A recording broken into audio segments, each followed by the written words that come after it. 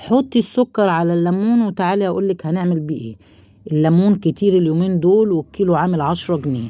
جبت 2 كيلو بالحجم اللي انتوا شايفينه، حجم كبير على حجم وسط. الليمونة ما شاء الله شكلها جميل جدا. مسكته كده غسلته وقطعته الايه على هيئة 4 تربع، بس مش هقطعه للاخر، ما وصلش لاخر الليمونة. مسكته كده ايه قطعته كله بالشكل اللي انتوا شايفينه. خلصت الكمية كلها وكنت هنا رفعت حلة مية على النار، واول ما ابتدت توصل للغليان كده هوت نزلت بكمية الليمون بتاعي، وهبتدي بقى كده ايه اديله ايه تقلبتين.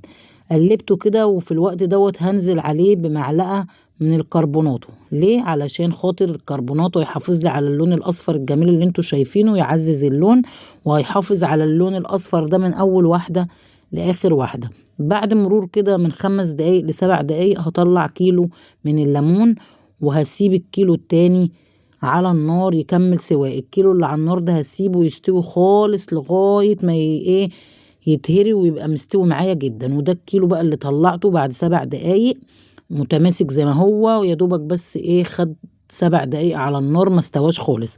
جبت في الوقت ده بولة ونزلت فيها معلقتين كبار من العصفر ومعلقتين كبار من حبة البركة، وبربع كيلو جزر مبشور، وهنزل عليه بربع كيلو من الفلفل البلدي السبايسي ومقطعاه طرنشات، وهنزل عليه كده هوت بمعلقتين من السكر. ومعايا كده ايه مج من الايه من الليمون المعصور. كنت عصرت كده حوالي نص كيلو ليمون وخدت منه مج مليان، ونزلت ايه بيه على التتبيلة دي، وقلبت الكلام ده كله وايه وحضرته. وهنا بقى كان ايه الليمون بتاعي بيكمل السوا بتاعه. جبت كده معايا بطرمان مغسول ومتعقم ومتنشف كويس جدا، وهبتدي انزل فيه بايه بكبشة من الايه التتبيلة بتاعتي، وهنزل بطبقة من الليمون، وهبتدي تاني اخد بقى طبقة من الخلطة بتاعتي وطبقة من الليمون، وهكذا هبتدي بقى ايه بنفس الترتيب كده طبقة من الخلطة وطبقة من الليمون لغاية ما اخلص الايه الكمية بتاعتي كلها. كانت هنا بقى ايه الكيلو اللي على النار كان استوى تماما واتهرى معايا وبقى مستوي خالص. هنزل برضو بنفس الايه الطريقة، طبقة من الايه من الخلطة وطبقة من الليمون، طبقة من الخلطة وطبقة من الليمون، لغاية ما خلصت برضو الكمية كلها. خلاص خلصت الكمية بقى، وهجيب نفس الطبق اللي انا كنت عاملة فيه الخلطة، وهنزل كده ايه على كل لتر مية ب3 معالق من الملح. نزلت كده ب3 معالق من الملح وعليهم لتر ميه. يعني لو انت عملتي مثلا لترين ميه هتحطي عليهم 6 معالق من الملح.